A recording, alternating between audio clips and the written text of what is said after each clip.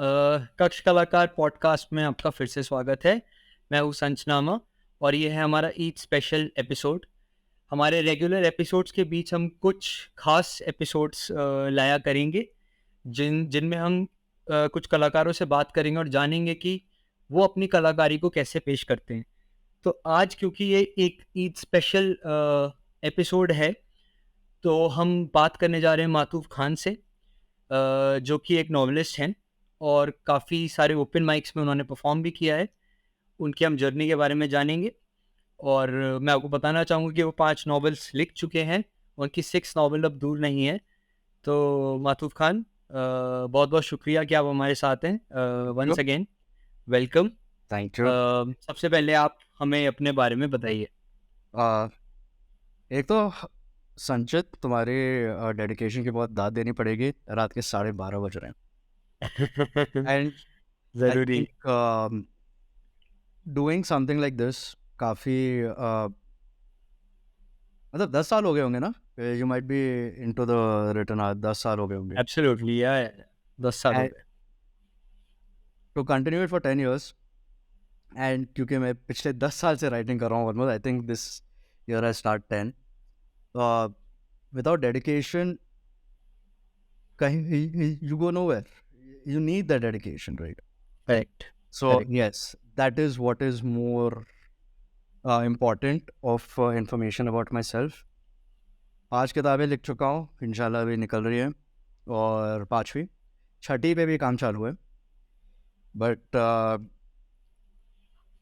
I think I am most dedicated to my writing, and to put it in a simple way, I'm a dedicated writer who just finds himself बस इन शब्दों के दरमियाँ खुद को ढूंढते रहता हूँ।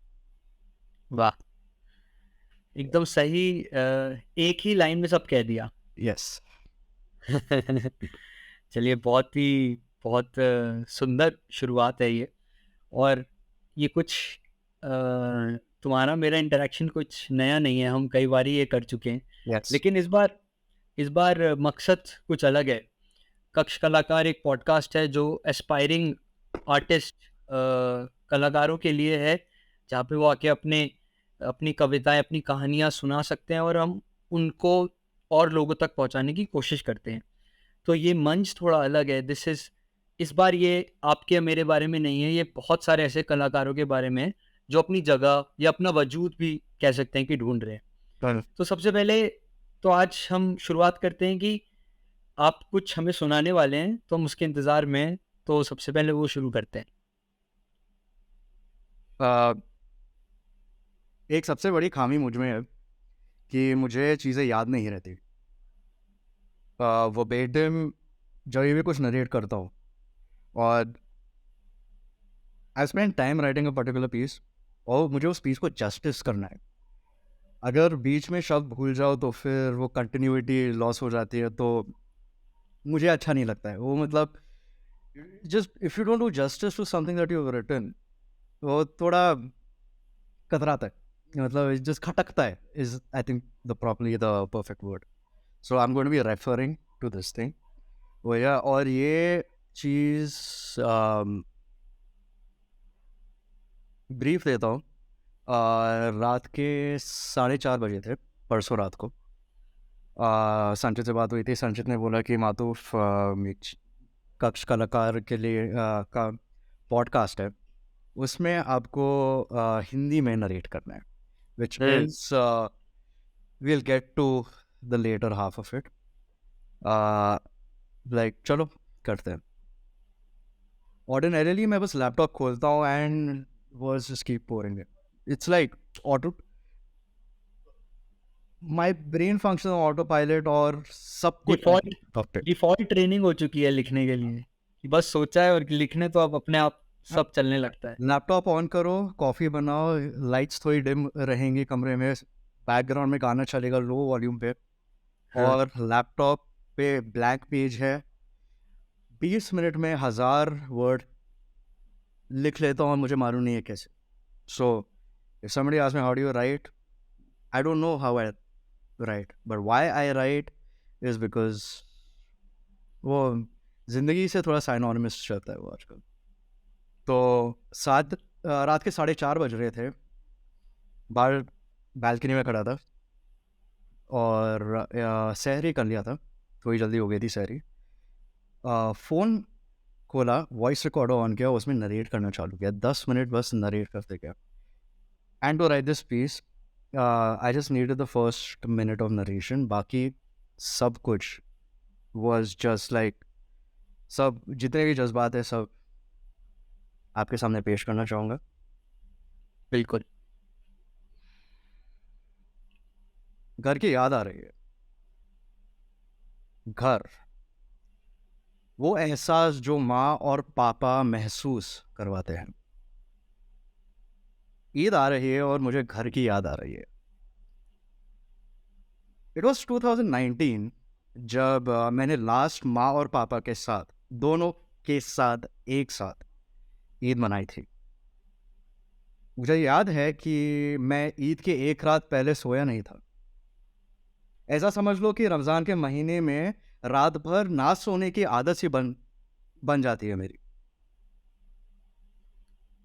नहीं, मैं ज़्यादा हार्डकोर मज़हबी इंसान हूँ नहीं, नमाज़ें पढ़ने की कोशिश कर लेता हूँ, नॉट सो मच दैट कि मेरी रात इबादत में गुजरती है। एक्चुअली मेरी रात इबादत में ही गुजरती है। वो अलग बात है कि मैं जानमाज पे नहीं बैठा रहता हूँ, बट अपनी कुर्सी पे एंड मेरे सामने कुरान शरीफ नहीं, लेकिन लैपटॉप पे एक कहानी लिखी जा रही होती है। कहानियाँ लिखना मेरी इबादत है। तो उस रात मैं लिख रहा था और पापा ने कहा कि फजर की नमाज की अजान हो चुकी है, नमाज पढ़ लो और तैयार हो जाना, घंटे भर में निकलेंगे। नहा के तैयार, नया सफ़ेद पठानी, पापा ने भी सीन पहना था, इत्र की खुशबू आ रही थी उनसे। माँ 2 कटोरियाँ ले आती हैं, 2 छुआरे हैं दूध में डिप्ड, थोड़ा इत्र ऐसे भी लगा दो, और ऊपर से नीचे तक फादर एंड सन डिओ को देख के मुस्कुराने लगी वो। नमाज ख़त्म और मुझे लगने लगी भूख। भले मस्जिद 5 मिनट की दूरी पे ही है, घर पहुँचते पहुँचते घंटा भर लग जाता है। आखिर पापा के मिलने वाले बहुत हैं और नमाज के बाद सब उनसे ईद मिलने आते हैं। अब उनका साहबजादा मैं इस सिचुएशन में घर तो भाग नहीं सकता। भले ही मस्जिद 5 मिनट की दूरी पे है, हमें घर पहुँचते पहुँचते घंटा भर हो जाता है। मम्मी नाश्ता, मैं लिविंग रूम से बोलता हूँ उन्हें, पहले शीर कुरमा खा लो, ले आऊँ? मैं मना कर देता, मुझे ज़्यादा पसंद नहीं है शीर कुरमा। माँ 2-3 दिन लगातार पूछती हैं, शीर कुरमा ले आऊँ? हमेशा खाने के बाद नाश्ते में शीर कुरमा ले आऊँ, दोपहर में शीर कुरमा ले आऊँ, रात को शीर कुरमा ले आऊँ। लेकिन आज वो शीर कुरमे के स्वाद ज़बान पर आ रहा है। वो मेवे के साथ बैलेंस मिठास। फ़र्क सिर्फ है कि शायद ये साल शीर कुरमा मैं बनाऊँगा। नाश्ते में क्या है आज? आलू पराठे बनाए हैं और आलू की चटनी और हरी chutney. I didn't realise it until then कि बचपन से 2019 तक हर ईद पे मैंने नाश्ते में आलू पराठे और हरी चटनी खाई है। शायद ये मेरे ख़ानदान का एक रिवाज सा बन गया है। 2019 में मैंने लास्ट माँ और पापा के साथ एक साथ ईद मनाई थी। 2020 लॉकडाउन, माँ थी बैंगलोर में बड़े भाई के साथ और मैं पापा के साथ। पापा पूछे कि नाश्ते में क्या बनाया है मातूफ? आलू पराठा बना लूँ, खाओगे? तुझे तो पराठे बनाने कब से आते हैं नहीं, कैसे बनाएगा तू? अरे मैं फिलिंग बना दूंगा और उषा पराठे बेल देगी। 2021 सेकेंड वेव, मैं माँ और बड़े भाई के साथ बैंगलोर में। माँ बड़े भाई से पूछती है, नाश्ते में क्या खाएगा बेटा? आप तो पराठे बनाओगे ना?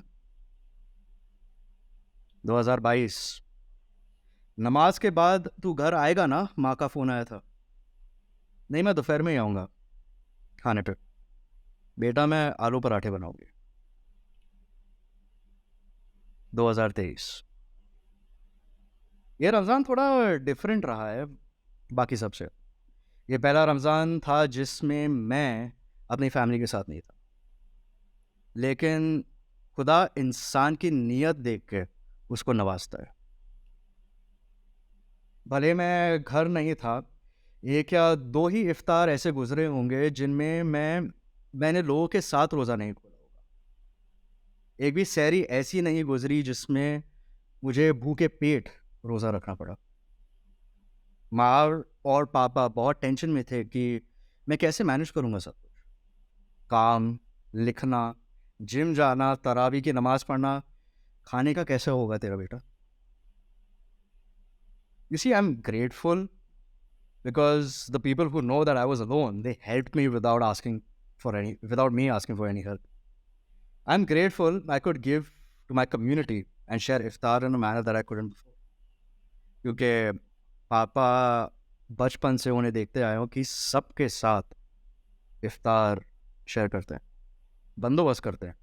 आज भी 70 लोगों का इफ्तार दरगाह पे खिलाते हैं।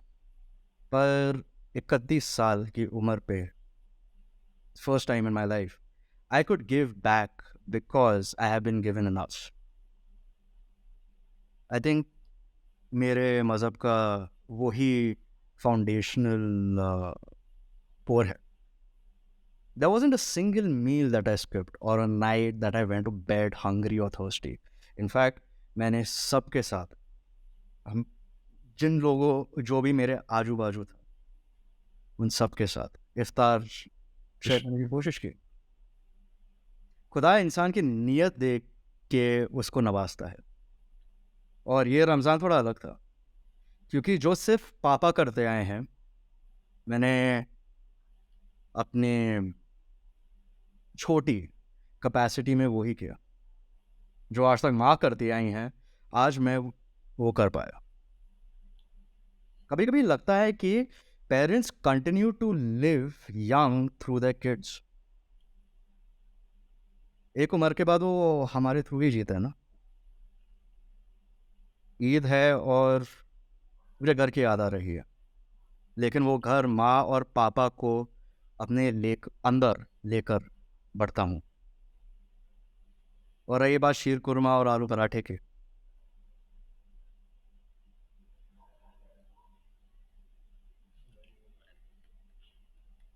ब्यूटीफुल यार, मजा आ गया।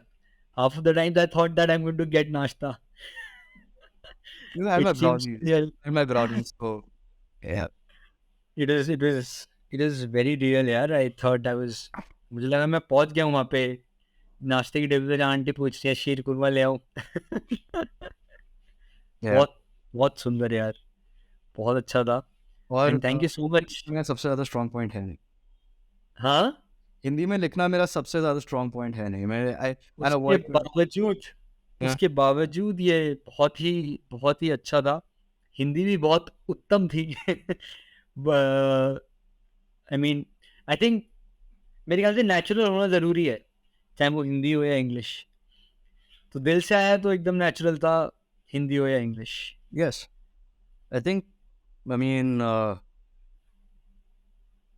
आप whenever it comes down to any piece, I mean prose or I don't consider myself a person who writes poetry, but when you are sitting down to write कुछ भी छोटा सा भी पीस हो, जब तक आप उस पीस के अंदर नहीं होगा ना, it's you won't be able to do justice to any of it. So Absolutely. anything that I write, Yeah. I think मेरा बहुत मेजर फ्रैक्शन रहता है उसमें।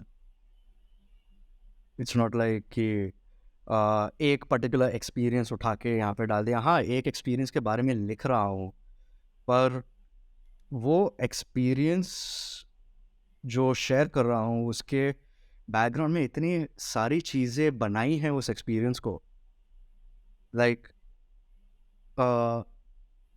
I'm sitting here in this room, living in this house major fraction of my time alone, पर अगर आपको बस मेरा अकेलापन ही दिखेगा तो थोड़ा क्या है? में कमज़ोर जजमेंट रहेगी. And There is a certain choice that I made, certain experiences that I'm carrying with myself, some certain experiences that is making me build this place closer to home. तो ठीक, बहुत ही यार, बहुत ही मतलब मैंने जैसे कि कहा कि I was transported there with you in that setting, and how जिस तरीके से आपने हर साल के बारे में बताया, एंड फाइनली 2023 में सब कुछ कल्मिनेट होकर सेम उसी पॉइंट पे आ गया जहाँ से शुरू हुआ था. I think it was a beautiful story and as as real as it can be. बहुत बहुत शुक्रिया यार ये शेयर करने के लिए. अब हम थोड़ा आगे बढ़ते हैं और सबसे पहले तो अच्छा, मेरे को ये तो समझ आ ही गया कि क्या थॉट प्रोसेस था, वरना मैं यही सवाल पूछता कि ये पीस कैसे जहन में आया आपके. But let's go to the next level of performance के बारे में बात करते हैं. कितने ओपन माइक्स अप्रॉक्सीमेटली किए होंगे आपने? about anywhere close to 100. 100 open mics.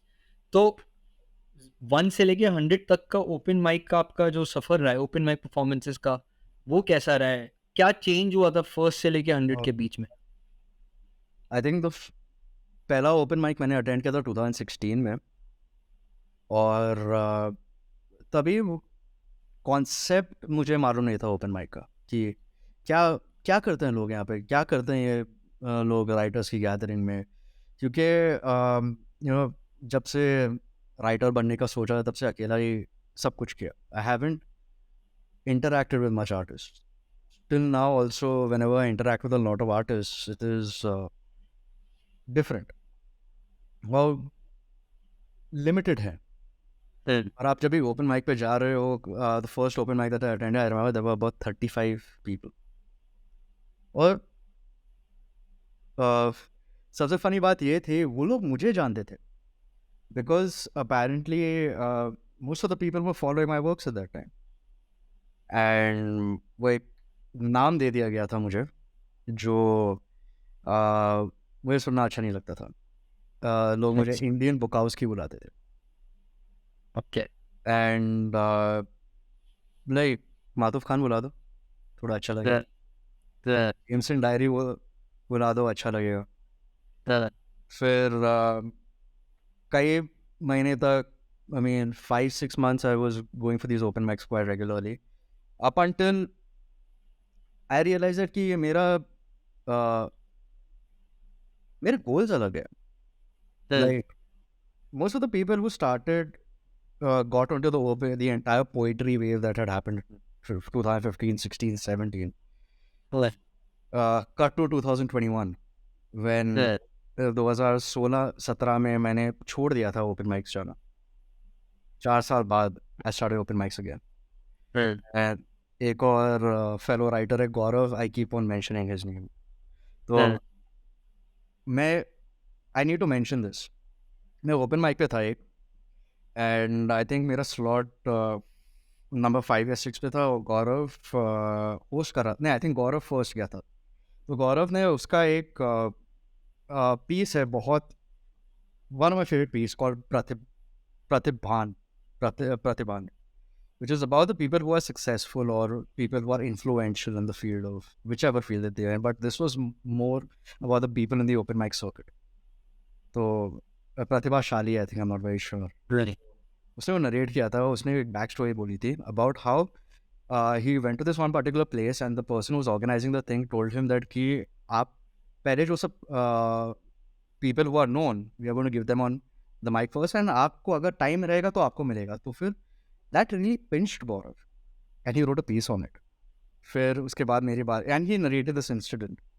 Then I went on stage and I told him, I looked at him, and this was the first time Gaurav and I were at the same place, and first time we had an interaction, and now we guys get along very well. He's come stayed with me. We are working on projects. We are he is one of those artist who I relate to very much.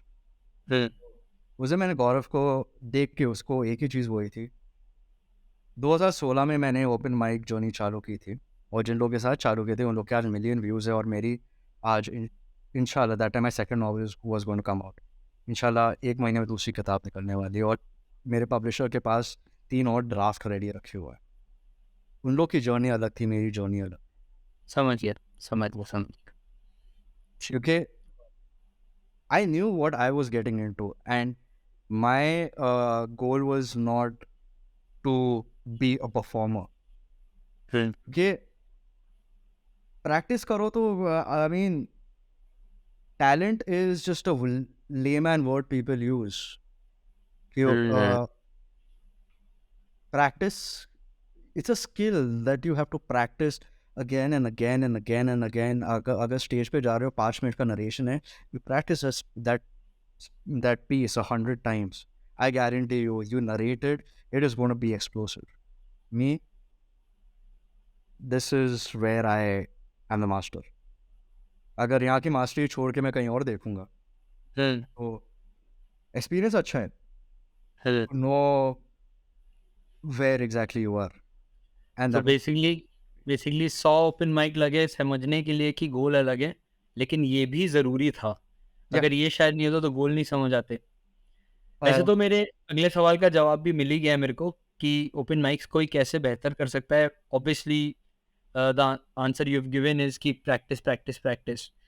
Nonetheless जो open mics से आपको सीख मिली, क्या ये ज़रूरी है कि वो सबके लिए सच हो? तो मतलब हमको इतने सारे लोग सुन रहे हैं जो काफ़ी सारे जो कलाकार हैं वो परफॉर्मर बनना चाहते हैं, पोएट बनना चाहते हैं, तो उनके लिए क्या वही ओपन माइक्स ज़रूरी है करना, या फिर बिना ओपन माइक करे भी वो अपनी जर्नी को एक दिशा में ले जा सकते हैं? आज जब भी ओपन माइक पे होते हो तो आपको ऑडियंस से आपके पीस का इमीडिएट रिस्पॉन्स मिलता है, reaction. May be response is a very difficult word because everybody is not processing everything that you're saying, so a response is a little late, I mean a little lighter. आपको reaction मिल रहा है और आप अपने piece का खुद जज बन जाते हो with the reaction that you get for the particular piece. Okay तो अंदर ही अंदर आप डिसाइड करने लगते हो कि ये अच्छा नहीं है, तो फिर छोड़ो, नई चीज़ को ट्राई करते हैं। And sometimes people don't come back because like एक बार जमा नहीं, दूसरी बार व्हाट्स द पॉइंट। तो this is a very foundational thing with every artist, like what I'm going to say, like the question with regard to the open mic. Any place that you, any field of art that you catch, written art, if I'm not get a good review from a reviewer, I can be bummed out about it, or I can learn from that. Similarly, अगर आपको जिस reaction के लिए आप उस stage पे गए हो, अगर आपको वो रिएक्शन नहीं मिल रहा है, you can either be bummed out about it, or you come back stronger and you be like कि बॉस मैं बोल रहा है तू सुनेगा। Right? I have mastered that thing with one story. 100% reaction rate for plastic. Yeah. I have narrated plastic in front of 250 people. And you have been doing this since 10 years. I'm only talking about open mics here. 100% reaction rate for one story. Narrate at 15 different places. So, Got it. I achieved what I wanted to, right? And plastic is a story which is not released in print. Yeah. पता है मेरे को, उसका जो पढ़ी है मैंने। उसका जो इम्पैक्ट मुझे रिएक्शन जो चाहिए था मिल गया। And I did not attend the last open mic. Not even open mic, the last stage show that I did was with Gaurav in Mysore. उसके बाद एक भी शो नहीं किया हमने, क्योंकि I achieved what I wanted to. And yeah. So ठीक है, तो बेसिकली हम ये समझ रहे हैं कि ओपन माइक करने से भी एक सेटिस्फैक्शन मिलता है, जहाँ से शायद डायरेक्शन के साथ साथ उस सेटिस्फैक्शन से हमें गोल्स की क्लैरिटी मिलती है और एक सुकून मिलता है कि हाँ यही करना है, या फिर यही पीस है जो नरेट करना है, या फिर ऐसा ही लिखना है या नहीं लिखना है। तो वो भी एक क्लैरिटी मिलती है, यस। राइट? तो कंक्लूजन ऑफ दिस बीइंग कि अगर आप एक परफॉर्मर हो या पोएट हो तो डेफिनेटली ओपन माइक्स करने चाहिए, लेकिन उसके साथ साथ ये भी रियलाइज करना चाहिए क्या कि सिर्फ ओपन माइक्स ही हैं जो करने, या फिर एक अलग डायरेक्शन है, अलग मोटिवेशन है, अलग गोल है आपके? या समझ गया, समझ गया। बहुत सारे मेरे क्वेश्चंस तो यार आप ऐसे ही आंसर कर देते हो अपने एक्सप्लेनेशन में ही। So that is I think that is I absolutely love how you said कि response and reaction are two different things. Response आपको हमेशा नहीं मिलेगा, it's much lighter. What you get is a reaction in an open mic audience. Correct. ठीक है, ठीक है। तो थोड़ा सा ना मुझे आप इमोशंस के बारे में बताओ यार, because because everybody plays out their emotions differently. हर कोई अपने भाव को अलग तरीके से जो है पेपर पे लाता है या लोगों के सामने रखता है। तो जब आप कुछ लिखते हो, ठीक है, जब आप लिखते हो और सोचो तब शायद आप इमोशनल नहीं हो, right? But when you want to make it sound real, that is when you start adding emotions. और इज इट नेचुरल? और दोनों के बीच में अंतर क्या है? इमोशन ना होने की जर्नी से, मतलब इमोशन ना होने से उस पीस में इमोशन होने तक वो पीस कितना चेंज हो जाता है, and how how important it is for you? एक पीस था नॉइजेस, जो मैं I was pondering over it for about 1 week. I think I'd spoken to you about it around that time. You told me कि try कर ले, कैसे क्या जाता है. So I mean motivation था, फिर inspiration भी था. The another friend who I was talking to, he ऐसे कुछ तो something had happened at that time. वो inspiration था. It was a conversation between me and my dad. That was the inspiration. हाँ, Motivation है, now I can- motivation है, inspiration है, अभी इमोशन लैकिंग था. तो कई बार कलाकार के लिए मोटिवेशन और इंस्पिरेशन काफ़ी होता है चीज़ लिखने के लिए, पर मेरे लिए नहीं. क्योंकि अगर आप मेरी किताबें उठाओगे तो आपको मालूम पड़ेगा कि हर किताब में मेरी शख्सियत इतनी परफेक्टली और इम्परफेक्टली एलैबोरेटेड है. हम्म, अगर इमोशन नहीं हो तो मैं लिख लूँगा, पर मैं खुद डिलीट कर लूँगा उस चीज़ को, क्योंकि वो डिस्कनेक्ट होता है.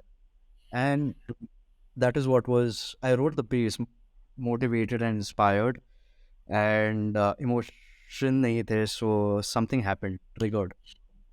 I received a message. I deleted that piece and I wrote it all over again, with because emotion.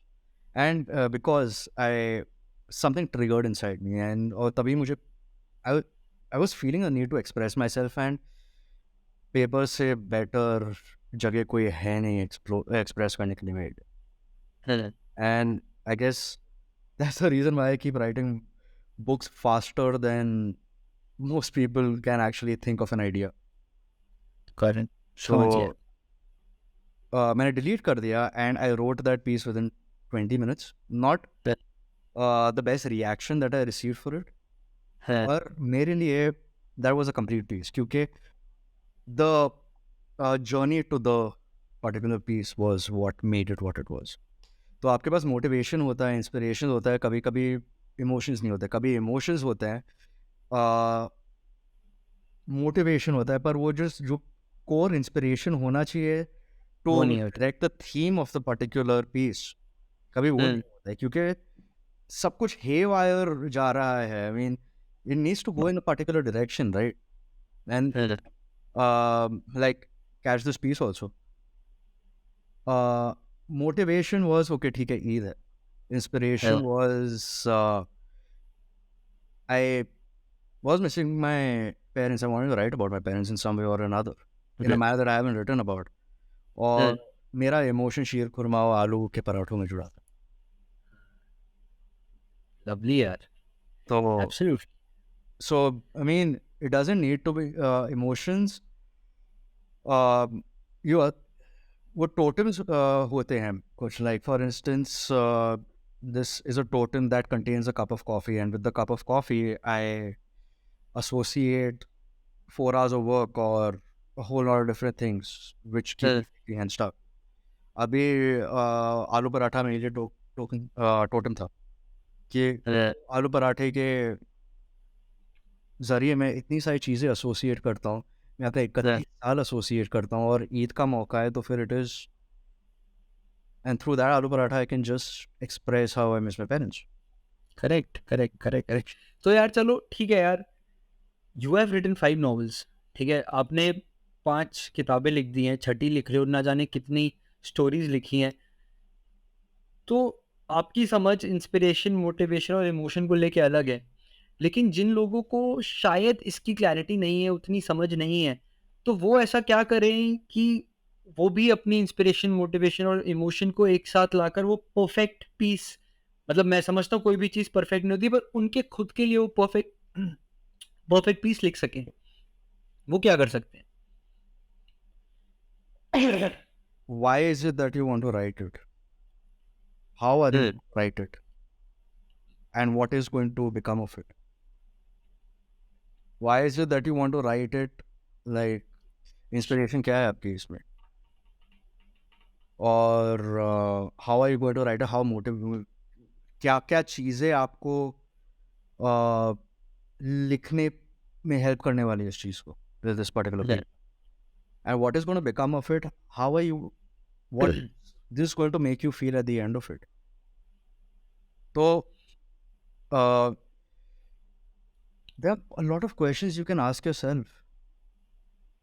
So abhi after 10 years of writing it, everything is become like really shelved in my inside me categorically. This is what I feel in this particular moment, and this is what is making me write this, and how am I going to finish writing this and then come back to the particular, it is sab pura categorically, because abhi man, I don't pick up a project that I don't complete. Okay. If I don't come around to writing it in this particular moment, I know there is something bigger in mind for this particular project. So I know. see, I need to cover my fucking ass sometimes. There is something bigger in mind for this particular project, और ये समय नहीं है उसके लिए, तो वो practice से आता है. And for somebody who's starting off, I think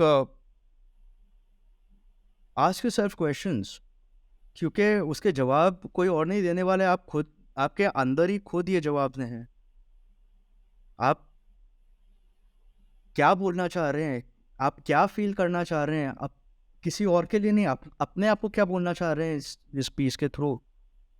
performance, showing it to the world is a very later stage, क्योंकि जो सेटिस्फैक्शन आपको मिलने वाला है उस पीस से पहले आपको मिलने वाला है, और ये आपके लिए इम्पोर्टेंट क्यों है लिखना. और इतने डिटेल्ड क्वेश्चंस भी मत पूछो, but you need to understand कि अगर आप कुछ लिख रहे हो और कुछ आपको बोल रहा है ये चीज़ लिखने के बारे में, something inside you is itching, there is a reason why it's itching in you to write. या तो you time passes, you'll forget about it, पर I know how self-centered we are as artists. Yeah. Do you want to forget about an idea that is coming to your head, or you want to make good use of it in that moment? It can get better later on, पर अभी इस moment में आप क्या करना, उस idea का करोगे क्या? करेक्ट. तो इससे ज़्यादा अगर मोटिवेशन नहीं है तो आई ट्रुथ बी टोल्ड मत लिखो, क्योंकि people do it as a hobby. I know it is a very good hobby for a lot of people. But if you want to get serious about it, and you need to be committed, and so that's how it goes. Yeah. मतलब कि you are an example of commitment. आपकी dedication Undoubtedly, मैंने yes. देखी है And I खुद. see that with, I am proud of it, and I'm still happy about it. No absolutely नहीं, बिल्कुल यार. मैंने देखा है कैसे हमने पूरे नॉवल के ड्राफ्ट डिलीट करें only to write the same thing again, but just differently with more emotion और ज़्यादा मोटिवेशन और ज़्यादा inspiration. So I have seen that. तो ये सभी कलाकारों के लिए बहुत सही चीज़ बताई है मातूफ ने कि अपने आप से पहले सवाल पूछना ज़रूरी है लिखने से पहले. ये मैं भी अक्सर अपनी जो हम वर्कशॉप्स करते हैं पब्लिशिंग की, उसमें हम अक्सर ये बात बताते हैं कि आप लिखने तो बैठ सकते हो, लेकिन लेकिन आप लिख नहीं पाओगे अगर आप सही सवाल अपने से नहीं पूछोगे। तो पहले आपको जवाब चाहिए उन सवालों के, फिर लिखना आप शुरू आप पहले भी कर सकते हो, पर उसको एक डायरेक्शन देना आसान हो जाता है। So I think that is true for everybody, कि आप सारे सारे हिस्सों को जोड़कर जब आप एक पीस में डालोगे तो वो कंप्लीट तभी बनेगा जब आपके पास उन सवालों के जवाब होंगे कि क्यों आप लिख रहे हो, किसके लिए लिख रहे हो। तो थैंक यू यार, ये बहुत अच्छा जवाब आपने दिया। चलिए एक बार ना स्टेज फ्राइट के बारे में बात करते हैं। You have been through that phase, आप गुजर चुके हो इससे कि जब नए नए स्टेज पे जाते हो तो फ्राइट होती है। मुझे आई रिमेंबर हम लोग ने जब शुरू शुरू में स्टार्ट किया था एंड यू टोल्ड मी कि I am going to go on stage, so I could sense the nervousness in you, but I know that nervousness वो मैंने कभी पहले देखी नहीं थी इन द राइटिंग। ठीक है, तो परफॉर्म करना स्टेज पे और लैपटॉप पे लिखना है, पेपर पे लिखना है, उसमें ज़मीन आसमान का फ़र्क है। हाँ जी। तो मुझे स्टेज फ्राइट के बारे में बताओ कि होता है तो उससे कैसे कोई डील कर सकता है, कोई नया कलाकार उससे कैसे डील कर सकता है? अ, मेरा फेवरेट हैक है look at a familiar face. आप अच्छा। अ, सो आप जब भी स्टेज पे होते हो तो कई बार जब भी फॉर इंस्टेंस आपको ऑडियंस दिख जाती है जो ऑफन फर्स्ट फ्रंट रो वाले लोग होते हैं, उसके पीछे बहुत मुश्किल से निकलते because spotlight is so it's like a blinding spotlight right on your face. तो दिखेगा तो बस फ्रंट रो वाला दिखेगा या पीछे वाला। अभी फ्रंट रो वालों में I mean 95% of the times एक इंसान ज़रूर होता है जो बहुत इंटरेस्टेड है आपके पीस में, क्योंकि अगर वो 5% हुआ तो really your piece is very bad to be truth be told.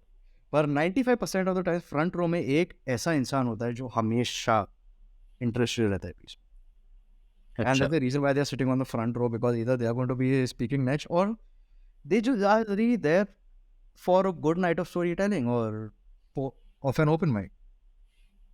आप उस इंसान को पकड़ के रखो क्योंकि 5 मिनट के लिए वो आपका बेस्ट फ्रेंड है, भले आप उस हाँ। इंसान से कोई बात नहीं की हो And और भले ही आप उस इंसान से कभी बात नहीं करने वाले हो, पर उस 5 मिनट वो बंदा अगर स्माइल से आपको देख रहा है ना, वो आपका बस I mean that's a hack. फिर and stage fright is a very deeper thing. This is just a very deep thing. You're either frightened to share something that you haven't shared with somebody, अगर और आपको मालूम है ये आपके बहुत करीब है, बहुत नज़दीक है ये चीज़, एंड आप चाहते हो कि लोग सुने। फिर कोई तो ये सुने और रिएक्शन दे आपको, पर देर आर टाइम्स व्हेन आप अगर एक्सेप्ट कर लेते हो कि इस पीस का मोटिव ऑलरेडी ख़त्म हो चुका है, इस पीस का मोटिव आपको सुकून देना था और वो सुकून आपको मिल चुका है जब भी आपने लिख लिया उसको, that catharsis that we guys find, सो वो आपको सुकून मिल गया है और वो आपका पर्सनल है। भले you fuck up in front of 100 people, पर you are satisfied with what you wrote. You can get through the stage fright knowing that thing, but that takes a lot of practice. I have been nervous, and I have been nervous at a point where मैं कुछ ज़्यादा ही emotional चीज़ें लिख रहा था, and I was not nervous about the reaction. I was nervous about whether if I want to share this with the world in a manner, क्योंकि जो thought आप बयान कर दो वो रियलिटी बन जाती है। आप ये रियलिटी को एक्सेप्ट करने की कोशिश करोगे क्योंकि anything that I write, I play it very close to my chest.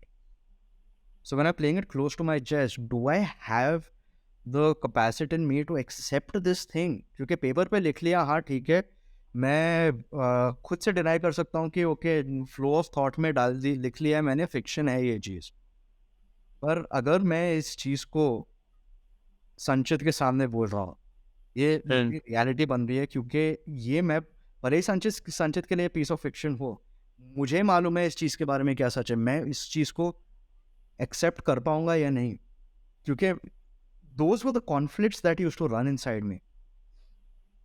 Crowd was never a thing that frightened me, I remember अच्छा remember वो literature festival के लिए जब भी गया था मैं, हाँ I called you up हाँ and I told you I'm just so good at this, हाँ and you replied back, Bangalore वाला ना, yeah, बैंगलोर वाला जो replied हाँ back saying that yeah, that's the only reason why I sent you that तुझे तेरी value मालूम पड़, so that is what you wanted me to understand at that time. yeah When like yeah I'm just too good for that, mind you.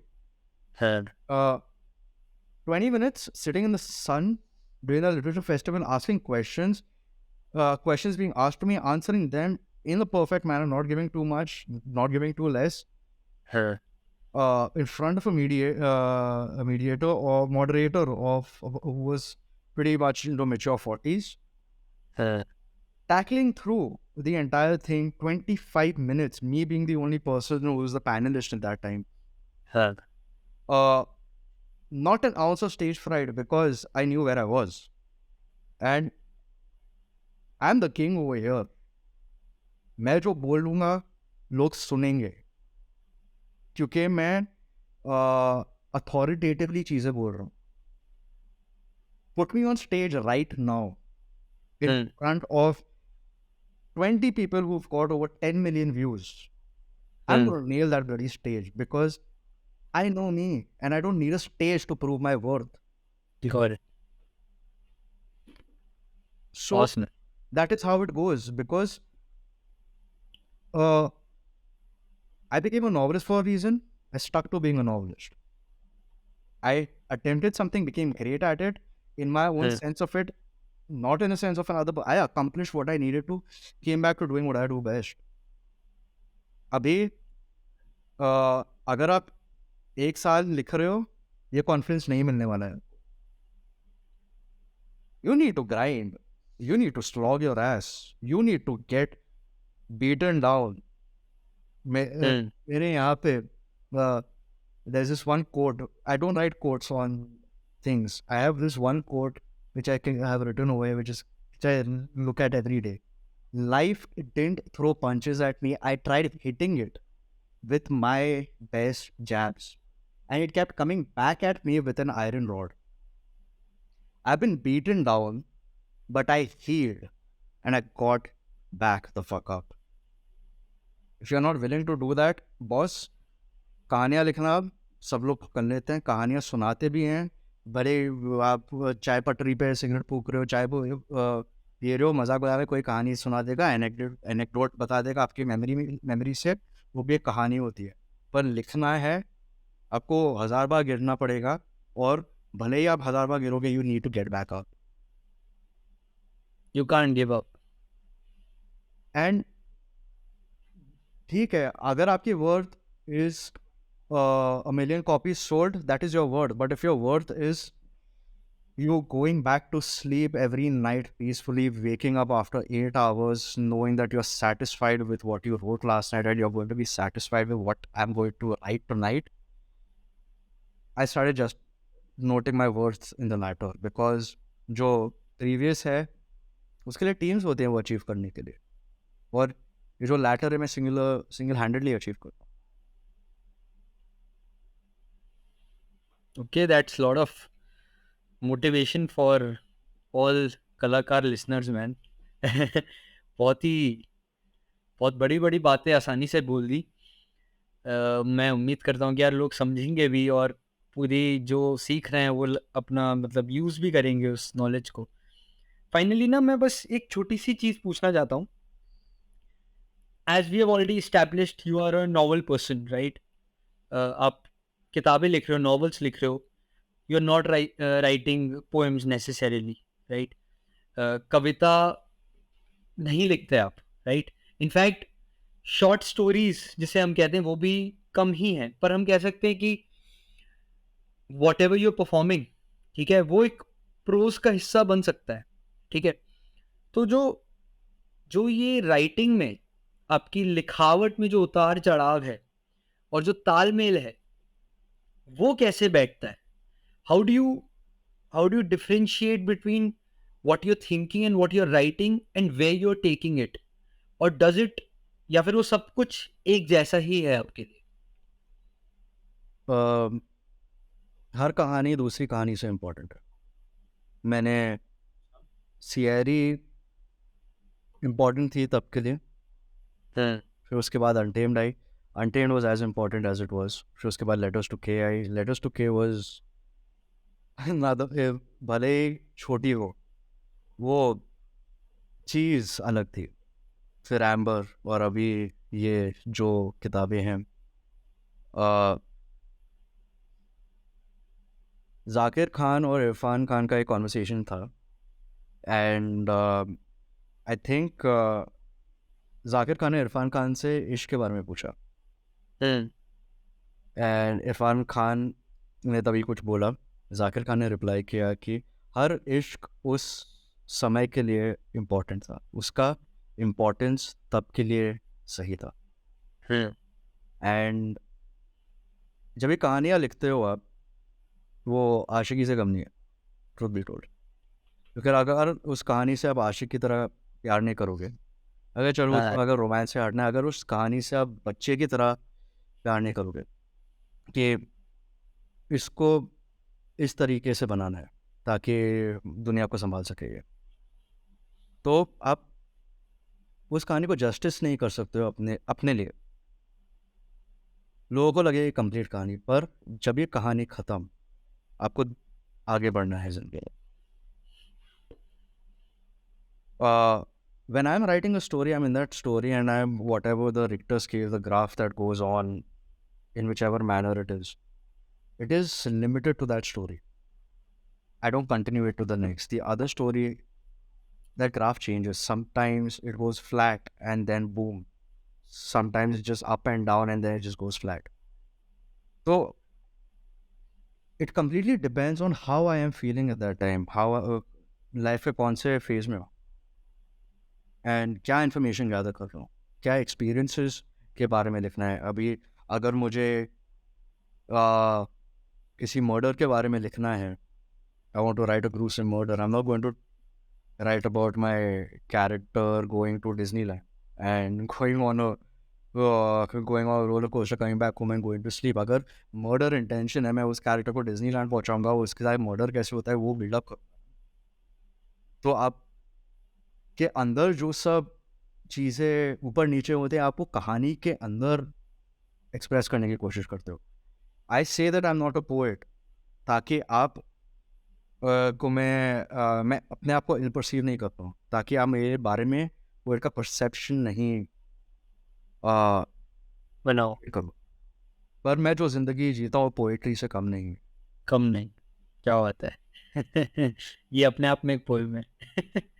And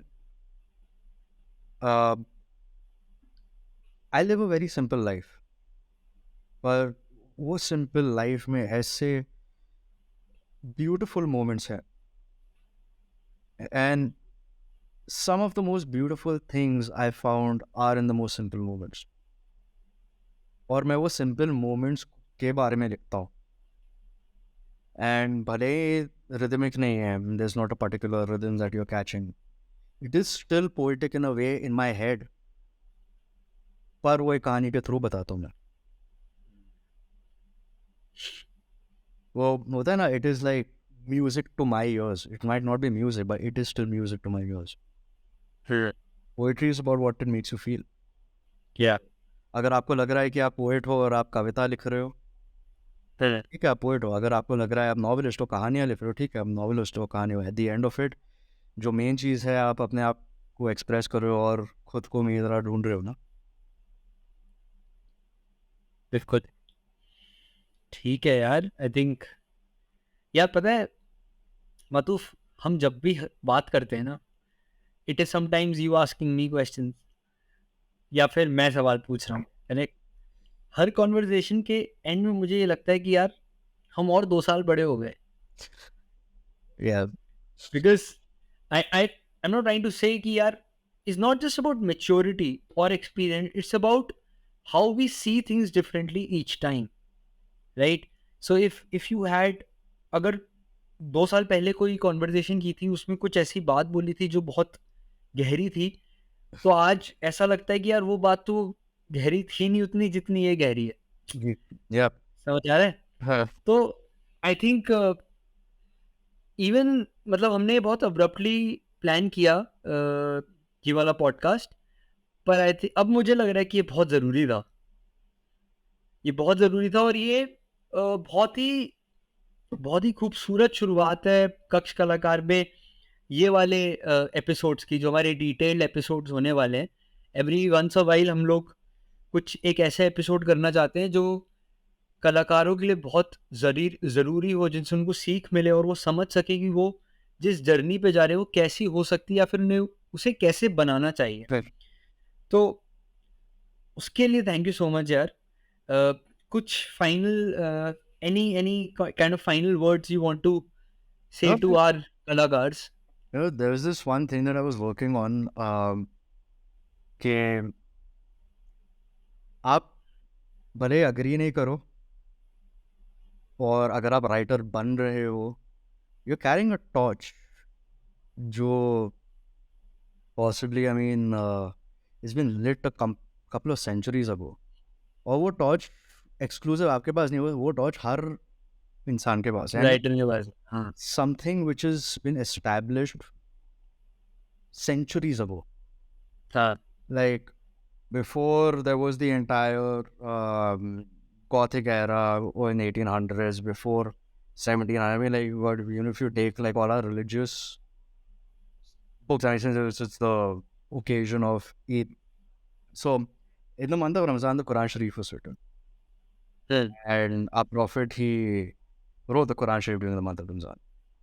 And if you're going to see it as a piece of religious scripture, you are going to think that it is something which is very preachy. हाँ, You see it as a piece of literature and a philosophical or spiritually guiding book, the ball game changes, right? Now you're more willing to grasp what is there. You're willing to grasp what's been written, even any piece of fiction written after, any piece of story. You take what you like that's written over there. And I'm not saying that कि ये जो torch है उन्हीं के हाथों से आई है, पर ये कला एक टॉर्च है which हाँ, you have to creatively express whatever is come in your way, creatively, or, you know, symbolically express what has been put across to you, got it. so that most people relate. आप अगर writer बनना चाहते हो, और हाँ, and 52 minutes in, if you're listening to this, you are possibly a writer. You're sucked into deep. Well, yeah, commitment and duty. Why I spoke about that, the dedication at first. If somebody was not dedicated, they would have spent a month writing a book that is going to be followed by millions of thousands of people centuries later. If somebody wouldn't have put in the dedication to write a piece of fiction that is going to possibly bring out movies or TV shows like The Vampire Diaries, हाँ, Dracula, everything has come from the Dracula.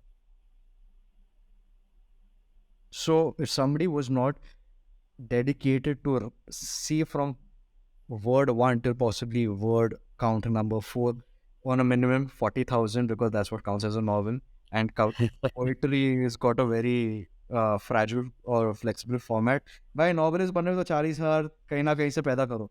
That is your rule. But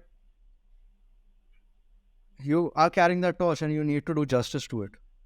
I'm sorry to सही. say, it is heavy. It is a very heavy torch to carry. You don't have to be sorry to say that. I think ये establish करना भी उतना ही ज़रूरी है कि if you are a writer and you have decided, आपने ठान लिया है कि आपको राइटिंग आके बाहर लेके आनी है, तो ये सिर्फ आपकी अपनी ही नहीं, एक जेनेरिक ड्यूटी भी है, because the world is probably going to read it, right?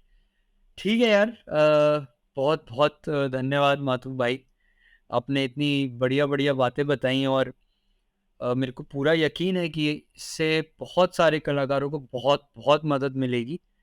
And मैं उम्मीद करता हूँ कि हम दोबारा ये कर सकेंगे। आपका ये एपिसोड हम जो है जल्द ही लाइव करेंगे, और जैसे कि ये ईद स्पेशल है, तो सबसे पहले तो मेरी तरफ से, कक्ष कलाकार की पूरी टीम और सारे कलाकारों की तरफ से आपको ईद मुबारक। और खुश रहिए और ऐसे ही खुशियाँ बांटते रहिए अपने राइटिंग से। And thank you so much once again. मैं हूँ संचनामा और ये है कक्ष कलाकार पॉडकास्ट। मिलते हैं अगले एपिसोड में।